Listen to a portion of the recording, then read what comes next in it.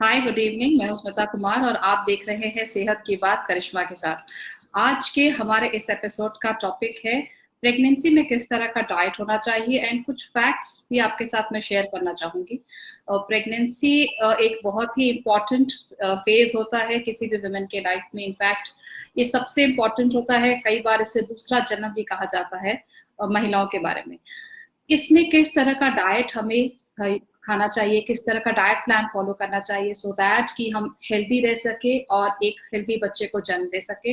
Because healthy बच्चे आज के दिन में सबसे ज्यादा, बिकॉज बहुत सारे स्ट्रेस है और एक हेल्दी बच्चे को जन्म देने की बहुत सारी जिम्मेदारी सिर्फ माता पे ही नहीं, फादर पे भी आने चाहिए, पिता पे भी आने चाहिए, क्योंकि उन्हें एक ऐसा स्ट्रेसफुल एनवायरनमेंट देना चाहिए, स्ट्रेस से बिल्कुल ही नहीं हो। इतने सारे स्ट्रेस के बीच में बहुत सारे बच्चों में तरह तरह की डिसेबिलिटीज देखी जा रही होती हैं, तो एक ऐसा स्ट्रेस फ्री एनवायरनमेंट हो जिसपे वो अपने बच्चे को बिल्कुल अच्छे से डिलीवर कर सके और एक हेल्दी बच्चे को डिलीवर कर सके। सिर्फ खान पान ही इसका एक इम्पॉर्टेंट रोल प्ले नहीं करता, बल्कि साथ ही साथ कई और फैक्टर्स होते हैं जो भी काफी इंपॉर्टेंट होते हैं। करिश्मा शाह, जो कि एक न्यूट्रिशनिस्ट है, डाइटिशियन है और प्लांट बेस्ड फूड कोच है, वो आज हमारे दर्शकों को ये बताने वाली है कि अगर आप प्रेग्नेंट है तो आप किस तरह का खाना खाएं। वेलकम करिश्मा, वेलकम टू सेहत की बात। Thank you. हाय स्मिता। ये टॉपिक बहुत सालों से डिस्कस होता आया है, बहुत बार लोगों ने ये टॉपिक डिस्कस किया होगा कि किस तरह का खान पान होना चाहिए। बहुत बार हमारे मम्मी दादी नानी जो होते हैं वो भी अपने तरह तरह के सजेशंस देते हैं, जो कभी कभी डॉक्टर्स के सजेशन से कॉन्ट्राडिक्ट करते हैं और एक कंफ्यूजन की स्थिति पैदा हो जाती है प्रेग्नेंट वुमेन में कि वो क्या करे। इस तरह के जो भी डाउट्स है और कंफ्यूजन है उनको दूर करने के लिए आज ये एपिसोड है।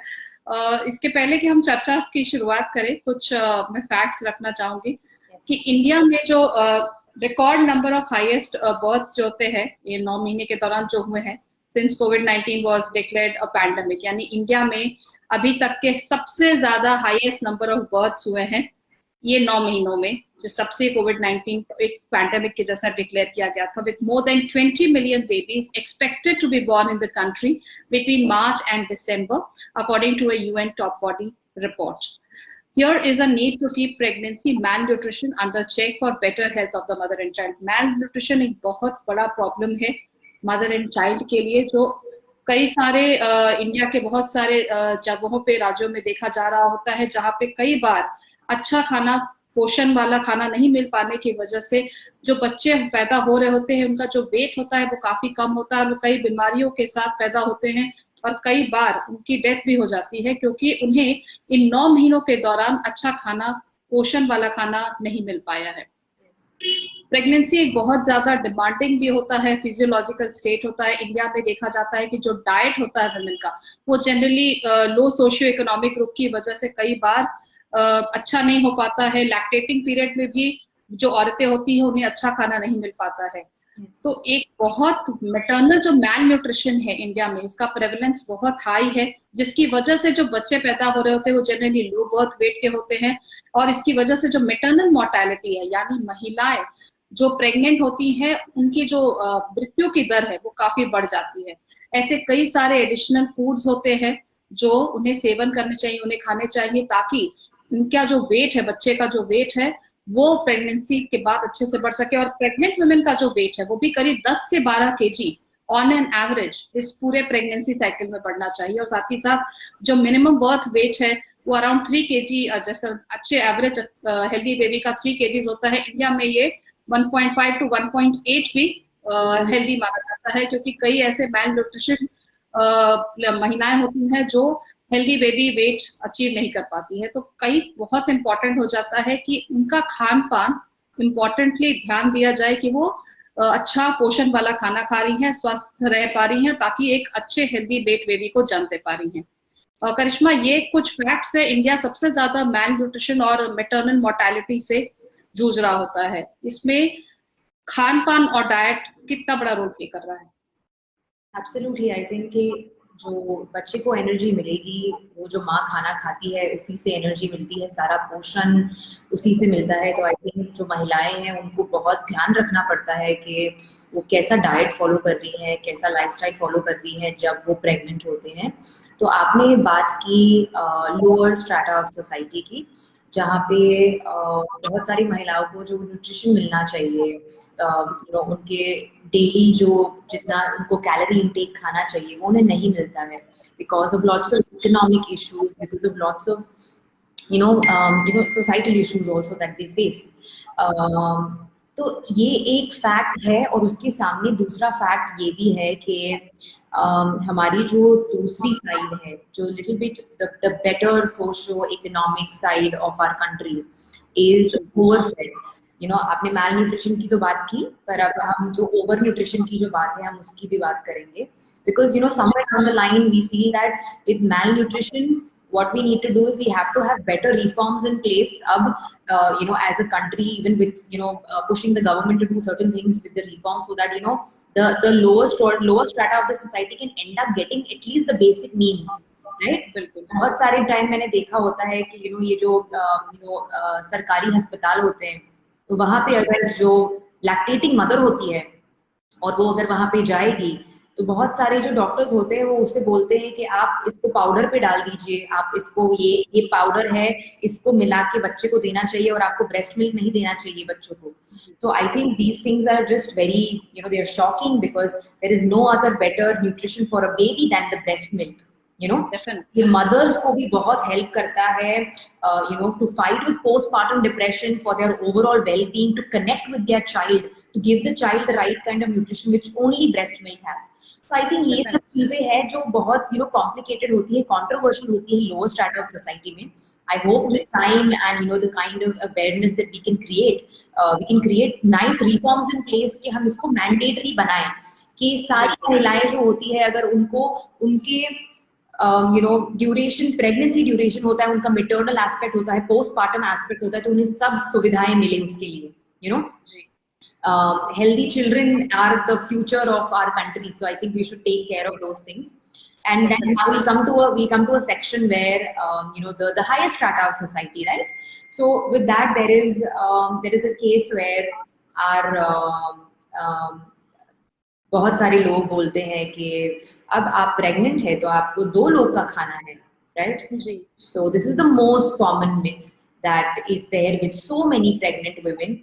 मेरे पास जब क्लाइंट्स भी आते हैं कंसल्टेशन के लिए, व्हेन दे आर एक्सपेक्टिंग और when they are the second third trimester में भी अगर वो होते हैं, तो हमेशा बोलते हैं कि हमारे घर वाले हमें बोलते हैं कि हमें 2 लोग का खाना है क्योंकि हमारे अंदर अभी एक दूसरी जान है। So I would like to tell everybody that this is a myth.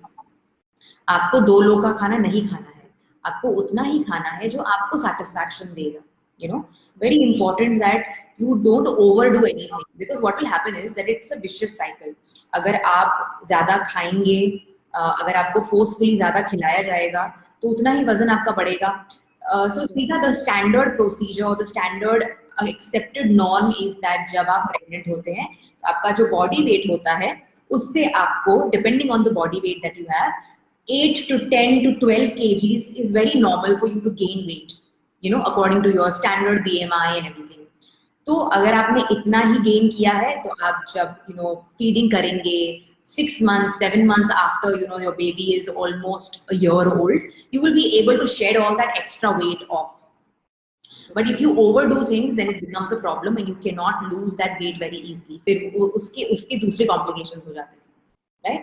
So this is one myth, that no, you don't have to eat for 2 people. Please eat only for yourself. And there's a very standard procedure. अगर आप एक दिन में जितना आप खाते हैं उससे खाली 400 या 500 कैलोरी आपको ज्यादा खानी है, which means that if you are somebody, if you are a woman and you are pregnant, आप डेली में 4 meals अगर खाते थे तो अब आपको एक एक्स्ट्रा 5th meal ऐड कर देना है। So what happens is that now you are going to be having your entire day, you're going to be eating 5 meals instead of the earlier 4 meals that you were going to be having. उतना 300, 400, 500 extra calories बहुत हो जाता है for the overall development of your baby, right? The second thing is that one thing which is very very common, and मुझे इसके बहुत सारे cases मिलते हैं, so I would like to talk about this, is that postpartum depression. is a very common thing in mothers, expecting mothers, and after they have delivered also. And why is this connected to diet? Why am I talking about postpartum? Because it is connected to your diet. Okay. According to contrary beliefs के एक महिला को depression या postpartum feelings तभी आएंगी जब उसका baby born हो चुका होगा या उसको 6 महीने 8 महीने हो चुके होंगे, उसके बाद सिम्टम्स आने लगते हैं। पर हम अब बहुत ही अनसर्टन टाइम्स में रह रहे हैं, राइट? तो बहुत सारी चीजें अलग तरीके से हो रही है अभी। So now what I have seen as a trend is that there are cases of complications in pregnancy. There are cases of gestational diabetes. जो महिलाओं को PCOD, PCOS का प्रॉब्लम होता है या थायराइड कंडीशंस होते हैं और उन्होंने अगर कुछ वेट लॉस करके अगर उन्होंने कंसेप्शन कर लिया तो प्रेगनेंसी के फर्स्ट और सेकंड ट्राइमेस्टर में उन्हें मोस्ट प्रोबेबली जेस्टेशनल डायबिटीज हो जाता है। क्योंकि अब आपको लगता है कि हमें अब 2 लोग के लिए खाना है तो हम बहुत सारा खाएंगे, पर उससे अगेन क्योंकि आपकी बॉडी में कॉम्प्लिकेशंस होते हैं तो वो बढ़ने लगते हैं। तो gestational diabetes, hypertension in women who are pregnant, and some kind of complications, and anxiety and mood swings. This is very, very common now in women who are pregnant, and even after pregnancy when they are feeding their baby, when they are breastfeeding their baby, right? Now, what are the things that are necessary for this? Women का एक standard hormonal profile होता है, तो अगर हमें ये hormones को support करना है, अगर हमें ये hormones को अच्छी तरीके से चलाना है, तो हमें diet अच्छा खाना पड़ेगा। Very important, very, very important. Our brain and our cognitive function, अपना भी और baby का भी develop होता है सिर्फ अच्छे खाने से, अच्छे पोषण से। तो हमें थोड़ी चीजों की ध्यान रखनी पड़ेगी, जैसे for example, folic acid or folate is very important for pregnant women. Before getting pregnant, while they are pregnant, and even after conception, after they've had the baby. So folate or folic acid is very important. कहाँ से मिलता है हमें folate और folic acid? हमें beetroot से मिलेगा। सारे रेड कलर के जो वेजिटेबल्स होते हैं वो सब फोलेट रिच होते हैं, तो रेड कलर के वेजिटेबल्स खाया करें। फिर हमें नट्स और सीड्स में से फोलेट मिलता है, राइट? और हमें यूजुअली एक सप्लीमेंट भी ले सकते हैं हम फॉलिक एसिड और फोलेट के लिए, जो यूजुअली मदर्स को डॉक्टर्स प्रिस्क्राइब करते ही हैं। Okay. Then after this is the second thing for the cognitive function and for the baby's health and mother's mental health, omega-3. Omega-3 is very, very important. हमें omega-3 कहाँ से मिलेगा? कौन से food sources से हमें omega-3 मिलेगा? अगर आप नॉन वेजिटेरियन है तो एग्स और फिश में से आपको omega-3 अच्छी तरीके से मिलेगा। अगर आप वेजिटेरियन या वीगन है तो आपको flax seeds, walnuts, almonds, chia seeds, sesame seeds, ये सब चीजों से आपको अच्छा omega-3 मिलेगा। तो please make sure that you are having good sources of omega-3 in your diet when you are pregnant. Then the third thing is that iron is very, very important. So for a mother's good health, जब वो pregnant होती है और जब जब baby deliver भी हो जाता है तो सबसे पहली चीज जो fluctuate होती है वो iron levels होते हैं। तो and most of the women these days are little anemic. उनमें खून की मात्रा थोड़ी कम होती है एक्चुअली, तो हमें बहुत इंडिया में तो एनीमिक सबसे ज्यादा है women, 70 to 80% women एनीमिक होती हैं और उनको सबसे पहले जो भी गायनेक्स होती हैं वो आयरन टैबलेट्स और विटामिन डी टैबलेट्स ही सजेस्ट करती है, जो भी कई महिलाएं नहीं लेती। इनफैक्ट जो टीयर 2 टीयर 3 सिटीज है या जो काफी डेवलप्ड जगह है वहां की वो महिलाएं जो है वो ये जनरली ले भी रही होती है, लेकिन और कई सारे ऐसे जगह हैं जहां ये इन्हें मिल नहीं रहा होता, तो उनमें जनरली खून की कमी होती है। क्या उसका सप्लीमेंट खाना हो सकता है या डाइट हो सकता है? यस, सो आयरन जैसे आपने बहुत अच्छी तरीके से समझाया कि बहुत सारी महिलाएं हैं जो जिन्हें पता भी नहीं होता है कि उनमें आयरन की डेफिशिएंसी है, खून की कमी है, तो उसमें हम वेजिटेबल्स खाएंगे। सारे जो ग्रीन वेजिटेबल्स होते हैं ना, सब ग्रीन वेजिटेबल्स में आयरन बहुत ज्यादा मात्रा में होता है।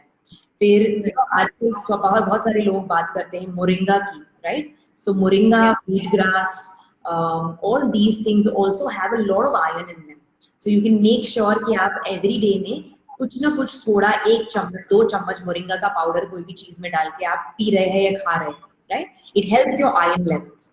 Then after this there is another thing where iron हमें प्लांट सोर्सेज से मिलता है और हमें आयरन एनिमल सोर्सेज से मिलता है। तो अगर आप नॉन वेजिटेरियन है तो अगर आप मीट खाएंगे, right, so through eggs, through red meat we can get our iron sources. But if you're a vegetarian, then you will get your iron sources from things like green vegetables. You will get your iron sources from maybe a supplement. If अगर आप बहुत सारी सब्जी नहीं खाते, अगर आपको आदत नहीं है बहुत सारी सब्जी खाने का, then what you can do is you can actually supplement yourself with the iron supplement. बहुत easily available होता है, but you can start taking this so at least it starts helping you. Blood की कमी अगर pregnancy में कम होगी तो post pregnancy भी आपको वीकनेस और फटीग ज्यादा लगने लगेगी। इसलिए आप एक डॉक्टर यूजुअली सप्लीमेंट सजेस्ट करते हैं, but you should start one iron supplement for sure, for women specially, right.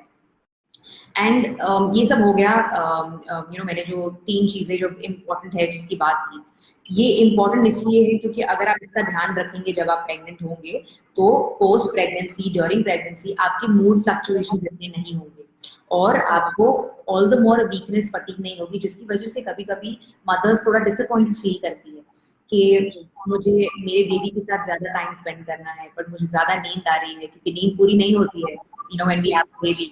So that little bit of, the little bit of sadness that we feel because of our own energy levels, it can get better if you eat good fruits, vegetables, seeds, legumes, pulses, dal chawal बहुत important होता है। I think for every mother, please eat dal rice, it's something which gives you good source of healthy vegetarian protein। जब आप दाल और चावल साथ में खाते हैं, खिचड़ी खाते हैं, पुलाव करी खाते हैं, all these things give you a good, nice profile of amino acids in vegetarian sources, right? So please eat all these things. And I also feel that एक चीज जो प्रेगनेंसी में हेल्प करती है is that अगर आप overall थोड़ा fitness level maintain करें, movement is very very important, that blood circulation is very important। तो अगर आप कुछ हेल्थ कंडीशन है और अगर डॉक्टर ने रेस्ट सजेस्ट किया है तो no problem, please rest. But if you don't have any health conditions and you are fine in your pregnancy, please make sure that आप थोड़ा मूवमेंट करें, खा के एकदम एक ही जगह पे बैठे ना रहे। Take a walk outside in your house or probably wherever you can, in your building, wherever you can. These days with COVID, I understand it gets a little difficult, but you have to try and do a little bit of exercise every single day, right? So I think half an hour, even 1 hour, like 25 minutes, half an hour of exercise in one day creates good blood circulation in your body. So I think all pregnant women need to have this one thing in their everyday thing कि खाने के साथ साथ थोड़ा थोड़ा exercise भी करेंगे। जैसे कि पहले के जो वुमेन होती थी वो काफी हार्ड वर्किंग होती थी ड्यूरिंग प्रेगनेंसी डेज भी। अभी बहुत सारे ऐसे आप देखेंगे प्रेग्नेंट वुमेन जो बिल्कुल ही बेड रेस्ट कर रही थी। अगर आपके डॉक्टर्स आपको सजेस्ट करें जैसे करिश्मा ने बोला तो आप बिल्कुल करें, लेकिन अगर आप हेल्दी हैं, फिट हैं तो थोड़ा बहुत exercise, movement is very much necessary. कुछ वुमेन बिल्कुल ही नहीं कर रही होती हैं, they think that they just need to take rest and which is also good.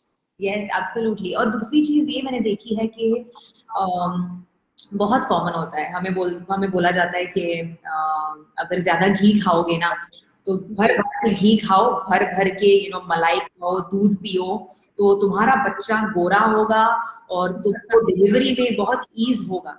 Okay, now this is something I want to tell all the pregnant women, ये गलत बात है, ऐसा बिल्कुल भी सही नहीं होता है।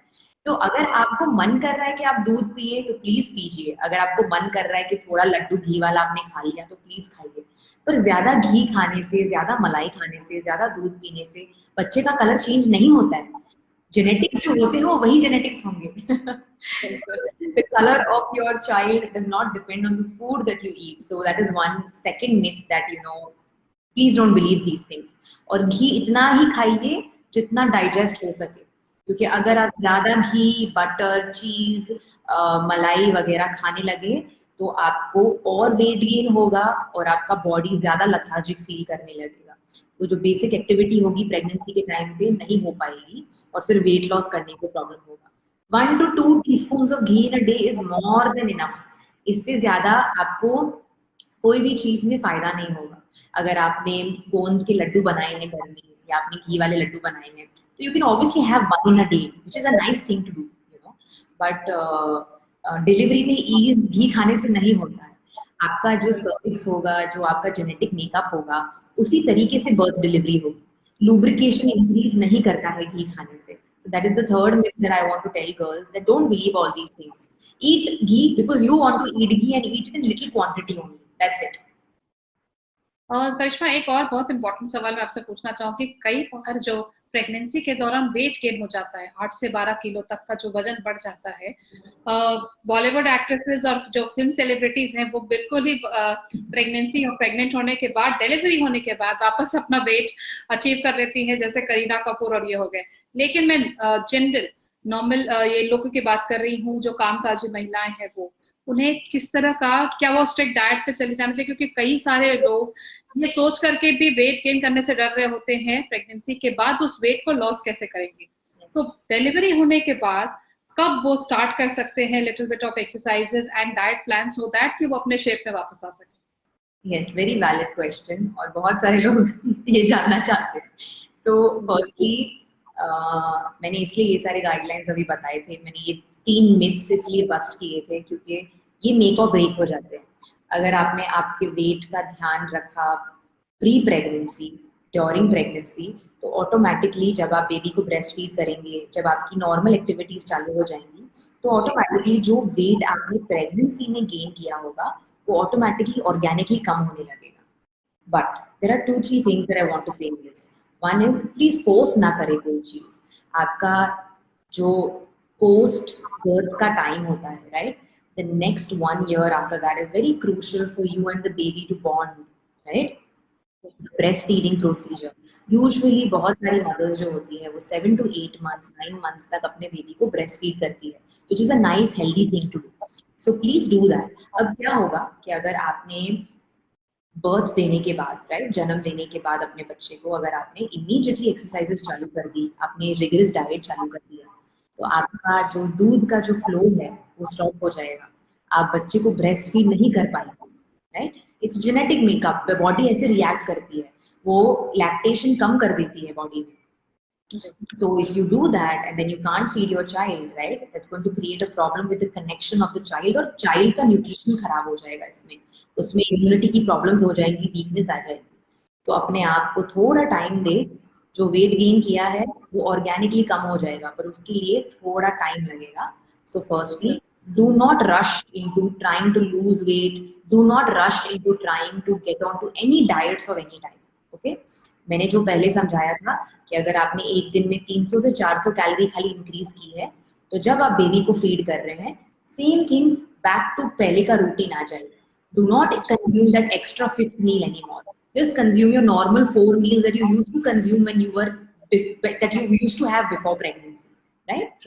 तो these things are very important। एक के टाइम दे, 1.5 year थोड़ा सब्र रखें।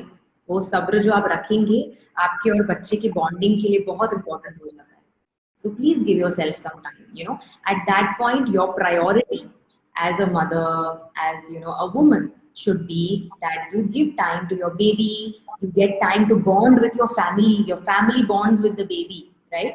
उसके बाद ये जो 1 साल जो होता है, उसके बाद तो हमें सबको वही करना है जो लाइफ में डेली चीजें होती है हमारी, right. So that 1 year after giving birth is so precious, is so nice and beautiful. Don't spoil it in trying to lose weight. Don't spoil it in trying to do any diets or anything like that. Enjoy those moments with your baby. Try and bond as much as possible with your baby. Okay?